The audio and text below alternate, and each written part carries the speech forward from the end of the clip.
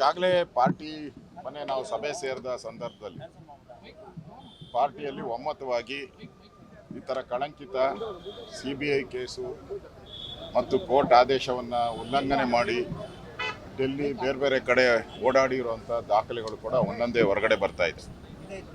So court ಆದೇಶನೂ ಉಲ್ಲಂಘನೆ ಮಾಡಿ ಮತ್ತು 187 ಕೋಟಿ ಬಡವರ ದುಡ್ಡನ್ನು, STಗಳ ದುಡ್ಡನ್ನು, ದಲಿತರ ದುಡ್ಡನ್ನು ತಿಂದಿರೋವಂಥವ್ರು, ದಲಿತರ ಅಮೌಂಟ್ ತಿಂದಿರೋವಂಥವ್ರು ಯಾವುದೇ ಕಾರಣಕ್ಕೂ ಕ್ಯಾಬಿನೆಟ್ಟಲ್ಲಿ ಇರೋಕ್ಕೆ ಯೋಗ್ಯತೆ ಇರಲ್ಲ.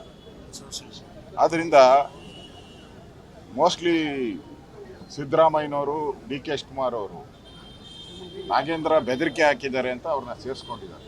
ಯಾಕೆಂದರೆ ಆ ಪೂರ್ತಿ ಹಣ ಕಾಂಗ್ರೆಸ್ಸಿನ ಚುನಾವಣೆಗೆ ಹೋಗಿದೆ.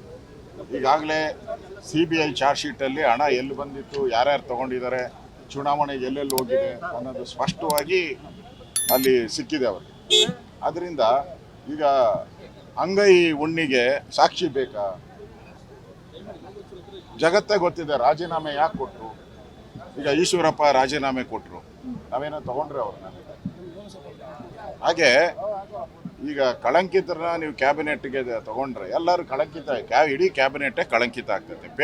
ಎಲ್ಲ ಪೇಮೆಂಟ್ ಕೊಟ್ಟು ಬಂದಿರುವಂಥದ್ದು ಅಂತ ಜಗಜ್ಜಾಹೀರಾತ. ಅದರಿಂದ ಈ ನಾಗೇಂದ್ರ ವಿಚಾರ ಈಗಾಗಲೇ ಪಾರ್ಟಿಯಲ್ಲಿ ದೊಡ್ಡ ಮಟ್ಟದ ಚರ್ಚೆ ಆಗಿದೆ.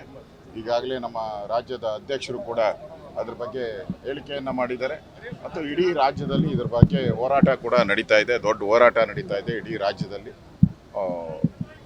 ಆ ಹೋರಾಟ ಹೊರಗಡೆನೂ ಹೋರಾಟ ಆಗುತ್ತೆ, ಪಾರ್ಟಿ ವತಿಯಿಂದನೂ ಹೋರಾಟ ಆಗುತ್ತೆ.